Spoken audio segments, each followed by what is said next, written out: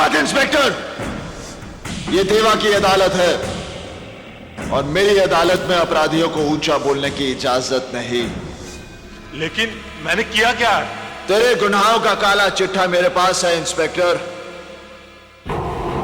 तुझे कानून की ठेकेदारी का लाइसेंस मिले 6 साल हुए और उन 6 सालों में तूने अपने लॉकअप में 5 लोगों को बेरहमी से मौत के घाट उतार दिया।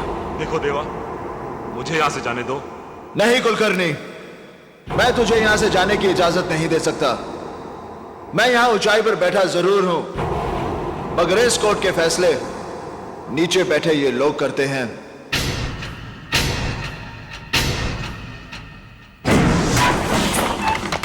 कुलकर्णी, तू गुनहगार है या बेगुनाह, इसका फैसला होना तो अभी बाकी है। अपराधी अपराधी अपराधी अपराधी अपराधी अपराधी अपराधी अपराधी। नहीं देवा, मैंने कोई अपराध नहीं किया, मैंने किसी को नहीं मारा। अब अगर मैं किसी को रिमांड पर लेता हूं और वो रिमांड में लेने के बाद जो तू का हश्र करता है, यही जानने के लिए मैंने जॉन को भेजा था तेरे पास। कुलकर्णी, तूने मेरे 2 आदमी मारे, उनकी मौत तो मैं तुझे बख्श भी सकता हूं, मगर जिन 3 बेगुनाह लोगों को तूने मारा है, उनका तो गुनाह की दुनिया से कोई वास्ता ही नहीं था। उन्हें मारकर तूने उनके परिवारों को भूख, गरीबी और तकलीफों में झोंक दिया। उनमें से एक अपने बूढ़े मां बाप का इकलौता सहारा था, और जिस मजदूर पर तूने गोलियां दागी, वो 12 लोगों का पेट भरता था, और अंसारी की विधवा की गोद में 3 महीने का बच्चा है। और ये सारे पाप तूने अपनी इस वर्दी पर एक और स्टार बढ़ाने के लिए किए हैं।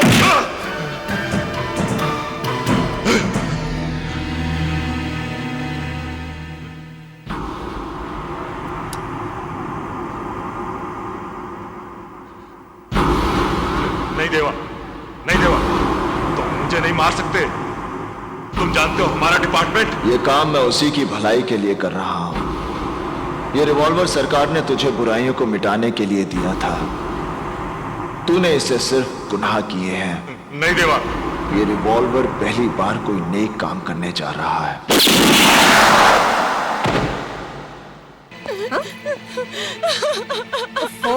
सिर्फ रोएगी या कुछ बताएगी भी? माँ, आज उस विलास ने फिर से मुझे। विलास ने फिर से क्या? भैया, आज उसने फिर मेरा रास्ता रोका। मैंने जब उसे मना किया तो उसने मेरा हाथ पकड़ लिया। देवा, पागल होगी क्या? उसके सामने बोलने की क्या जरूरत थी? पता नहीं अब वो क्या कर बैठेगा। लेकिन माँ, मैं भी क्या करती? तू चल मेरे साथ। देवा, देवा रुक, रुक बेटा, रुक, रुक जा देवा, देवा रुक। भैया मेरी बात तो सुनो, मेरी बात तो सुन। हम इधर से बात करेंगे, हम विलास को समझा देंगे। सुन मेरी बात, प्लीज। भैया बात तो सुन। देवा रुक जा। भैया रुक जा। भैया, क्या कर रहे हो? भैया, भैया प्लीज कर चलो। देवा रुक जा, भैया से बात करेंगे। भैया रहने दो ना। देवा रुक जा, मैं कहती हूँ। चल लग गई यार मिंडी। पैसा निकाल, पैसा निकाल, निकाल निकाल निकाल। भैया, भैया मेरी बात सुनो प्लीज। भैया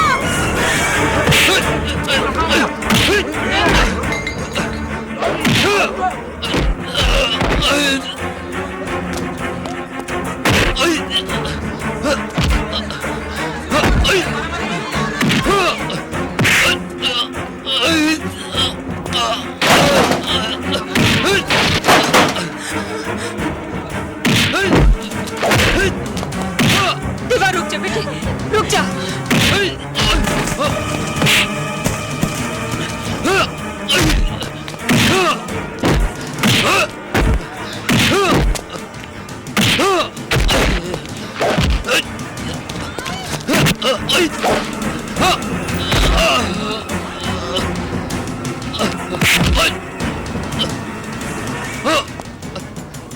भैया, आज उसने फिर मेरा रास्ता रोका। मैंने जब उसे मना किया तो उसने मेरा हाथ पकड़ लिया।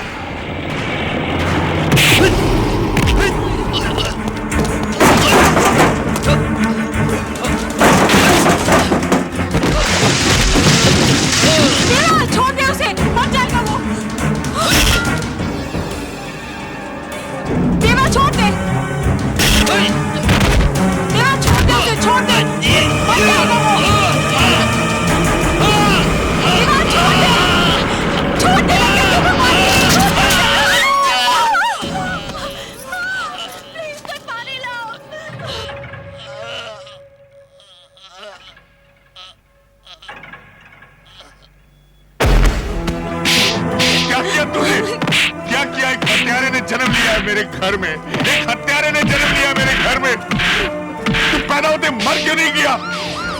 मर क्यों नहीं किया? कबागा बाप हूं मैं, कबागा बाप हूं मैं। ले जाओ इस हरामजादे को, बंद कर दो इसे, बंद कर दो इस हरामजादे को जिंदगी भर के लिए। नहीं चाहिए मुझे ऐसा बेटा, नहीं चाहिए मुझे। ले जाओ इस हरामजादे को। इसी दिन से डरता था, इसी दिन से। लेकिन तुम लोगों को तो समझ में नहीं आता था उस वक्त जब मैं देवा को लेकर झगड़े करता था। दुश्मन लगता था तुम लोगों को मैं देवा का। पता नहीं अंदर ही अंदर क्या पाप पाल रहा था, क्या कमी रह गई थी मुझसे उसकी परवरिश में। हाँ नहीं बाबूजी, बाबूजी, विलास तो मेरा भाई था ना,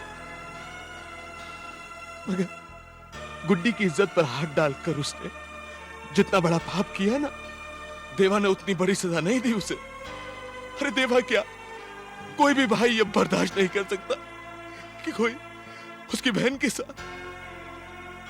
बाबूजी, शर्मनाक वो नहीं जो देवा ने किया, शर्मनाक वो है जो मेरे भाई ने किया, मेरे खुद ने।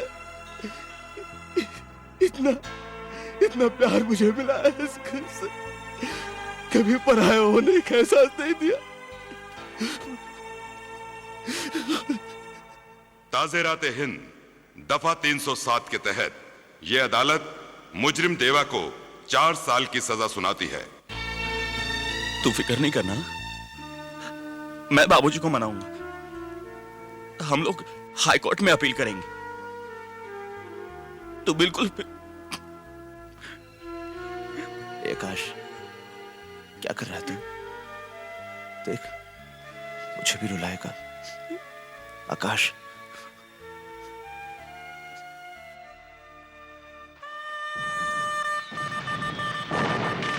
एक दंतो महाबुद्धि सर्वज्ञो गणनायक सर्व सिद्धि करो सेवा गौरी पुत्र विनायक।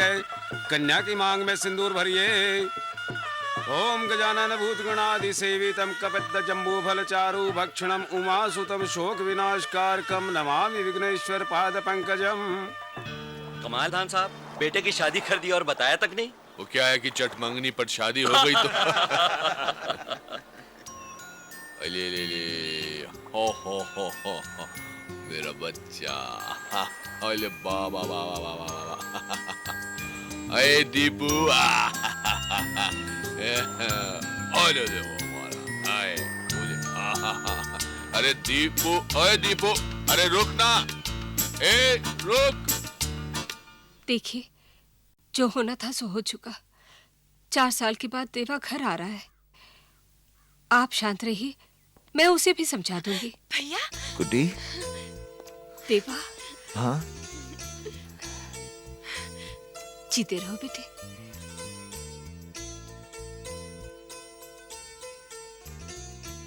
बेटे, अब तुझे भी अपनी सोच, अपना स्वभाव जरा बदलना होगा।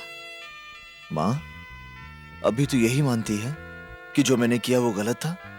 देखा, इसे अपने किए धरे का कोई पछतावा ही नहीं। पुलिस, कोर्ट, कचहरी सब कुछ हो गया।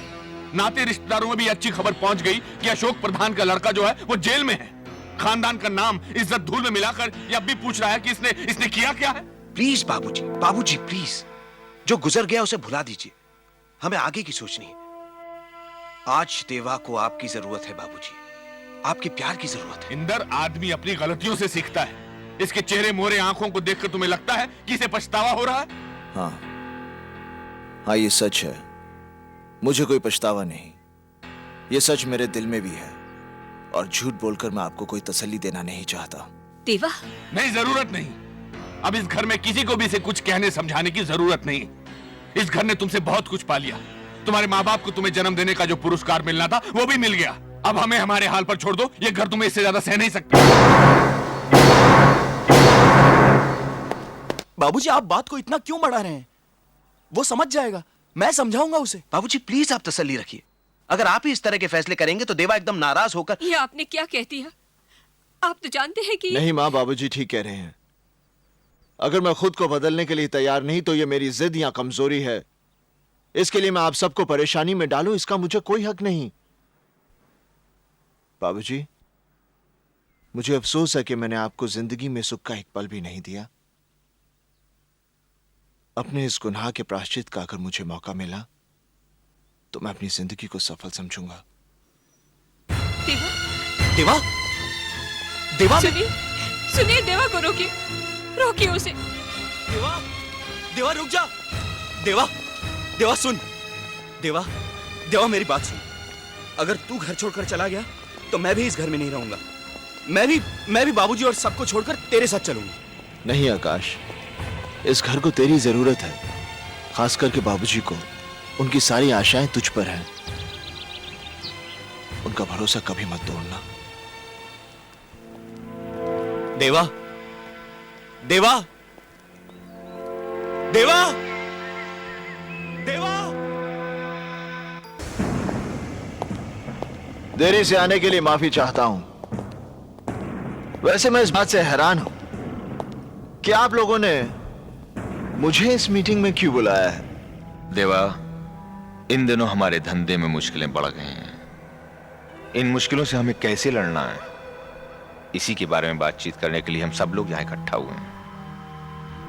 आखिर ये हमारी जमात की बात है और तुम हमारी जमात से बाहर तो नहीं। जमात एक होने से सोच एक नहीं हो सकती जिंदाल साहब। सोच का क्या है, वक्त के साथ बदल जाया करती है। तुमने अपनी जगह बनाने के लिए जो रफ्तार पकड़ी है उसका तो मैं कायल हूं। ये तो आपका बड़प्पन है जिंदाल साहब। वैसे आप लोगों की जानकारी के लिए बता दूं कि अभी अभी तो मैं अपने पैरों पर खड़ा हुआ हूं। ठीक से चलना शुरू भी नहीं किया मैंने। रफ्तार पकड़नी तो अभी बाकी है। आप कुछ धंधे की मुश्किलों के बारे में बात कर रहे थे। देवा, मेरा मतलब है हमें छोटे छोटे फायदों के लिए आपस में रंजिश का माहौल खड़ा नहीं करना चाहिए। हम ताकतवर तभी हैं जब तक हम एक हैं। अलगाव वो दरार है जो किसी भी इमारत की बुनियाद में समाकर उस इमारत को बर्बाद कर देती है। हमें अपनी इमारत में इस दरार के लिए कोई जगह नहीं छोड़नी। हमें पूरी ताकत के साथ मिलकर अपने दुश्मन से लड़ना है और हमारा दुश्मन है कानून। तुम्हें मालूम है देवा कि हमारे नए सीएम बहुत ही ईमानदार हैं। उन्होंने इस शहर से क्राइम को पूरी तरह खत्म करने का बीड़ा उठाया है और इस ऑपरेशन का इंचार्ज उन्होंने बनाया है एसीपी इंदर सक्सेना को। सक्सेना के पिछले रिकॉर्ड के बारे में हमने पता किया है। यह आदमी हम जैसों के लिए कुछ ठीक नहीं है। इससे पहले कि हमारे इर्द गिर्द कानून का दायरा कस दे, हमें उसे इस दुनिया से विदा कर देना चाहिए। नहीं जिंदाल साहब, सक्सेना को मारकर हम पूरे पुलिस डिपार्टमेंट को अपना दुश्मन नहीं बना सकते। यह बात तो सभी जानते हैं कि कोई भी पुलिस ऑफिसर सच्चाई और ईमानदारी का बोझ ज्यादा देर तक नहीं उठा सकता। और जिस दिन सक्सेना को यह बात समझ में आ गई, वो खुद ही ट्रांसफर ले लेगा। मेरे हिसाब से उसे 3 महीने का वक्त देना चाहिए। अगर 3 महीने के बाद वैसा नहीं हुआ जैसा तुम सोच रहे हो तो इंदर सक्सेना को तुम खुद मारोगे। यह वादा मैं कैसे कर सकता हूं? मौत और वक्त का कोई तालमेल नहीं होता जिंदाल साहब। 3 महीने बाद मैं उसे मारूंगा और यह देखने के लिए आप जिंदा रहेंगे, इस बात की गारंटी कौन दे सकता है? देवा, बस्ती में अमीना भी जो दूध की फैक्ट्री में काम करती है, उसके घर पे प्रॉब्लम है।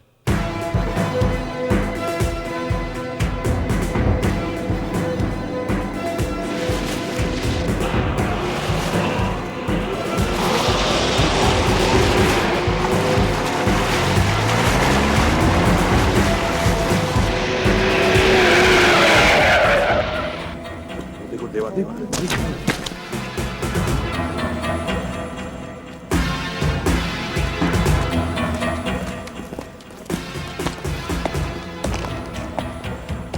माँ?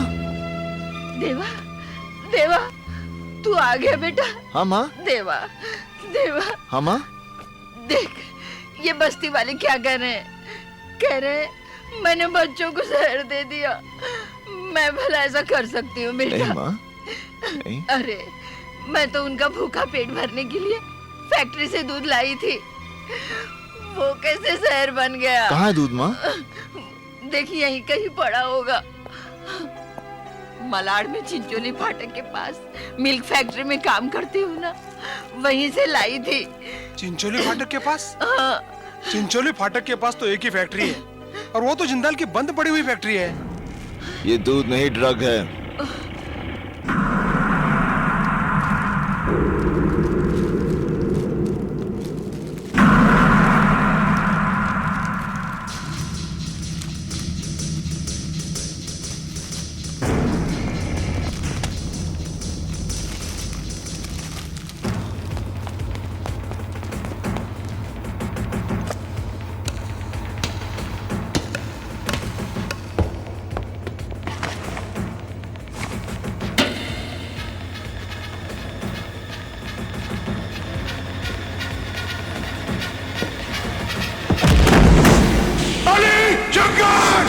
बुलाओ ने, वो आएंगे जरूर, लेकिन तुझे कंधा देने जा।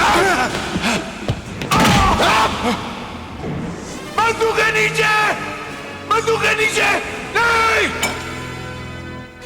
मारे बच्चों औरतों को बाहर निकालो। हाँ देवा। चलो बच्चों, चलो चलो उठो, चलो जल्दी चलो, जल्दी बाहर निकलो, चलो चलो माँ जी, चलो बच्चों यहाँ से। बच्चों जल्दी, संभाल के, चलो बच्चों, चलो माँ जी। माँ जी चलो निकलो यहाँ से, चलो।